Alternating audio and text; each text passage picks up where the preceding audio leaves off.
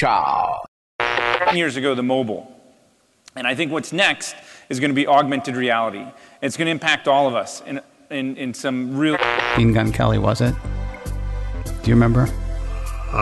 It was Jimmy Cagney who played... Well, okay, it's fine. I didn't tell you that we were doing trivia today, so no points off for missing that one. Ross Rubin is here with us, everybody. Ross Rubin of Reticle Research.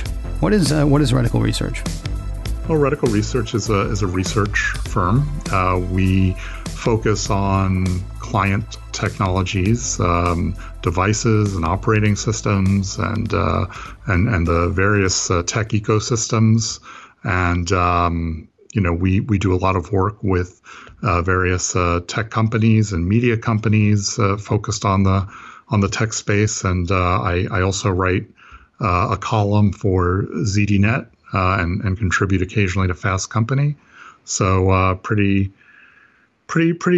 deep in the details of this stuff. And if you want to follow Ross on a daily basis, at Ross Rubin, RossRubin, at Ross Rubin on Twitter. I love the fact that we're back in touch, because you and I used to talk quite a bit, and then we didn't. Mm-hmm. I don't know why. I don't remember what the fight was about, Ross.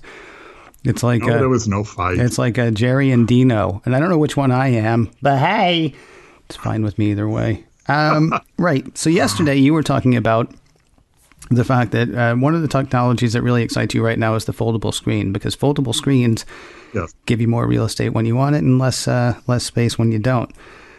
And I had to stop myself because I knew that today what I wanted to talk about was augmented reality, because doesn't augmented reality solve that problem?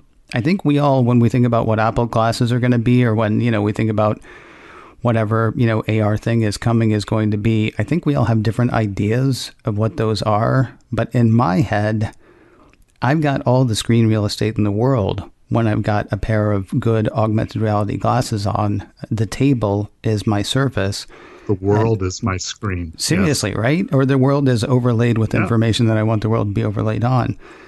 I'm curious when AR actually becomes a thing, or is AR actually already a thing in some segments that I'm missing, because I'm very much in my consumer electronics head about when can I just put that on and, see the stuff that I want to see, even though nobody else can. So I would agree with you. I mean, I think longer term AR is really exciting, and probably the end of this idea of a rectangle that we have to hold, or that has to be propped up in front of our face. And it really does make the world your canvas. And I think it's kind of interesting that if you look at two of the areas that Apple is pursuing most aggressively, it's the wearable, right? And what is that? That's an input method and something that can have a sense of your biofeedback or biological reaction.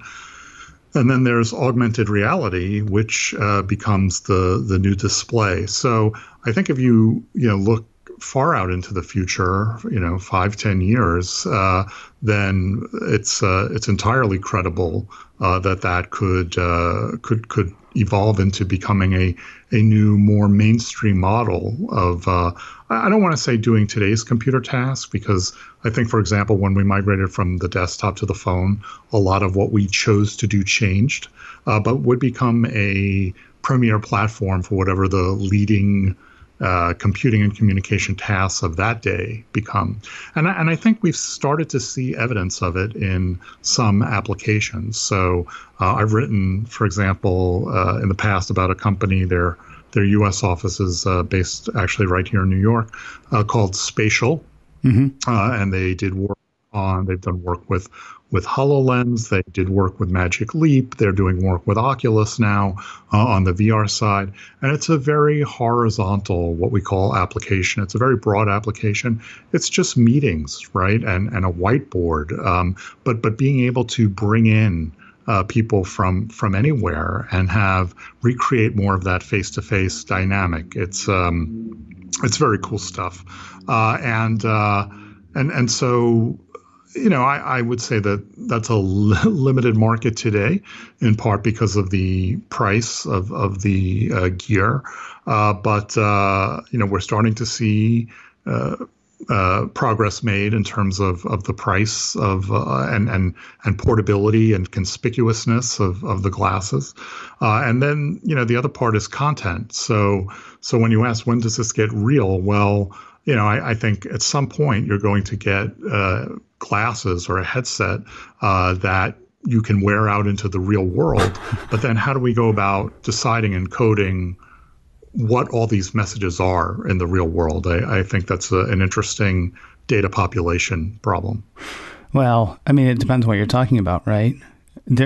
I've heard some people say that the ideal use for AR for them, and of course this was in the before times, the ideal use of AR for them is, I'm at Macworld, not Macworld, but I'm in a conference and somebody comes up to me and says, "Hey, Ross." And, without missing a beat, I'm able to say, "Hey, Chachi," because my glasses have told me, "Oh, this is Chachi." And, yes. This is how you met him. This is how you know him, all that stuff. That's one thing.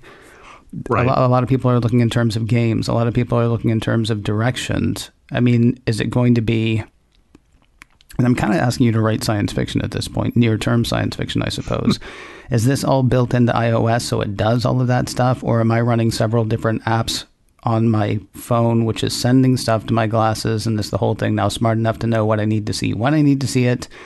Like, I look down at the sandwich at the plate in front of me, and it tells me how many calories that's going to be, or ideally what the point value would be on my weight loss program or whatever. Right. Or is it just going to be games? And then, I'm sorry, I know I just asked about 5 questions, but I'm going to ask one more. Doesn't all of this have to come in a package that doesn't look stupid on your face? Because the second you go outside, even if you've got all this information, if you look like Brainiac from the Superman cartoons, sure, you're never going to put it on and go outside. Of course. All right. I don't know what question I actually asked you. I apologize. Go ahead. Well, I'd say, you're talking about a time frame of, quite a few years in all of those circumstances, certainly until the glasses become so inconspicuous and yet have the battery life and resolution and field of view. These are all engineering challenges that involve trade-offs, where to the point where people would think nothing of wearing them.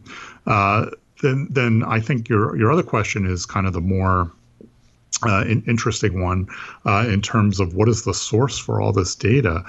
Maybe it is apps. Apps might make sense because it's hard to think about that degree of domain-specific knowledge, right? I look at a bottle or prescription, and it tells me what all the possible interactions might be.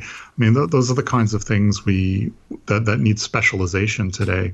So maybe it's apps, or maybe it's some kind of AR version or morphing of the web, where you kind of navigate to these specialized repositories of information that today we call websites. Maybe in the future we call them world sites or something like that.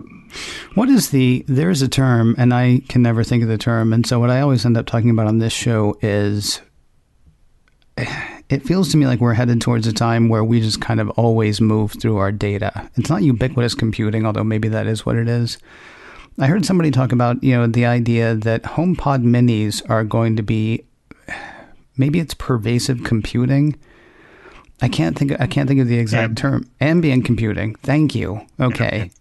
Does that idea turn you on as much as it turns me on? Because the idea of, I'm just constantly interacting with my data, hopefully with, and look, I know we don't actually know everything that goes on inside Apple. I would like to move through all of my data with the kind of privacy protections that Apple talks about.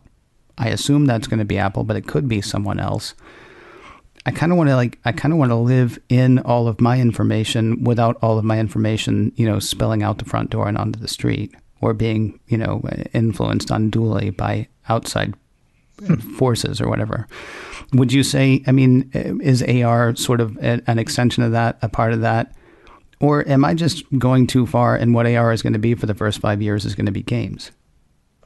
So look, you could look at VR today. I think that's an interesting contrast where you listen to some of these keynote events at various VR events, and they present these big picture, future of the world kinds of interaction scenarios. And then, okay, let's get into the announcements that we have for software, and it's all games. Right. Yeah.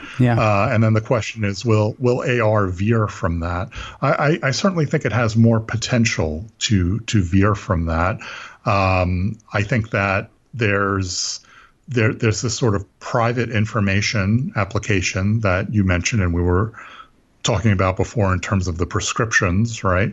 It might need access to my health data for something like that. But then there are legitimate multi-viewer scenarios. We see that a lot in some of the business applications right now, where people are collaborating on a model, or Magic Leap used to show these visions of a whole park full of people trying to kill this gigantic, imaginary dragon that would be a game that might be released in a 5G prevalent future. So I tend to think it's bigger than games. But games, you could argue that the biggest success stories right now in AR, at least in terms of breadth, are the Niantic games, the Harry Potter and Pokemon games. I think they were pioneering, and we didn't even need those fancy headsets for that.